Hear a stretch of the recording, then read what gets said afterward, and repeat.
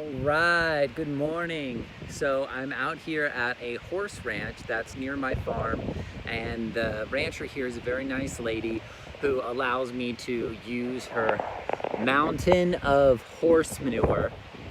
I don't know if you can see how big this is, to come and pick up from for my composting. So it's doing a service for her, getting rid of the horse manure on her property, and then of course it's doing a service for me by providing me nitrogen rich material for my microbial life and my compost pile.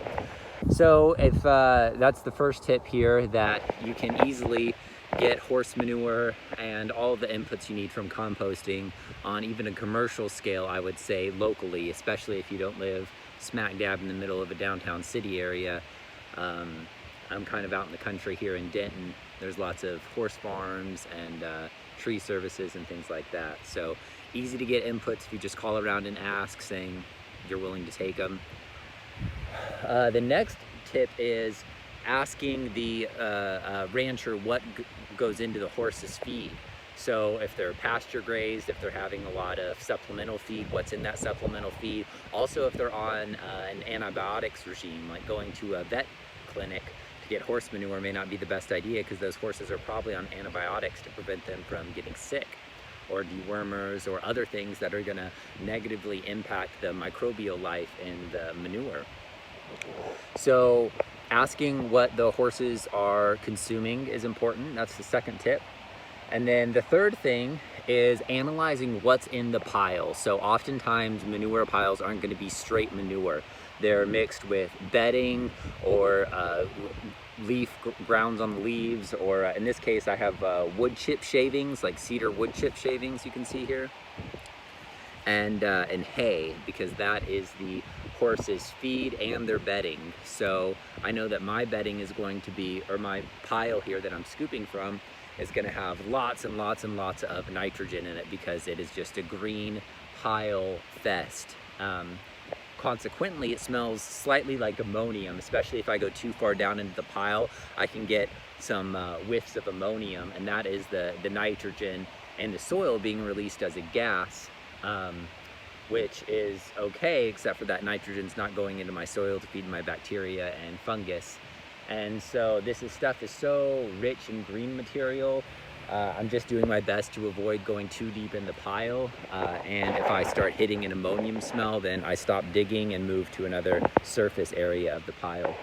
Also, this is going to be my final tip, when you're pulling from a compost pile like this, you can start to, I have bare feet right now, and I can feel how hot it is. I didn't bring my thermometer, but I'm not digging to pass where it's gotten 130 or something. I have a general sense of what that is just from my own thermometer readings from my own compost pile. So I'm not digging too far down in there, because one, it gets really hot and it's gonna go anaerobic. How to tell if it's gone anaerobic is, so you see how black that is? You can even see there's a layer that's starting to form. If I dug down in there, we could really see it. But it's starting to get black and soggy and mushed together. Black, soggy, and mushed together is sure signs that things are going anaerobic. There's not room for oxygen to get in there, thus the less non-beneficial bacteria and fungus are going to start dominating the show, and we don't want that.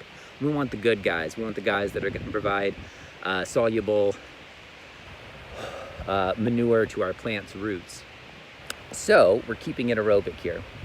And so if you get a putrid smell, it smells like, woo, like that. You have to make that face because you smelled it. That's when you know it's no good. Seeing the dark compaction in there, if it's black, probably no good. And just use common sense. You'll be able to tell when it's light and fluffy and fresher versus it starts to get stinky. If it's stinky, no good. All right, so those are the tips. Find a local supplier who is able to give you free inputs for your compost material. The second one was the asking of what is in the feed that the horses or that the animals are getting. 3 is what is in your mix that you are getting, whether it be bedding, how much manure, because you're going to need to know this when you go back home and mix your compost to get your ratios right. So pay attention to what's in there. And the last is avoiding the anaerobic material in the compost pile. That if it's a big pile like this, surely there's going to be some anaerobic places because they're not turning it. It's just compacting in on itself over the years. So that's what I got for you today, and I hope you found this helpful and you are able to go implement some manure turning into gold processes in your own life. Cheers.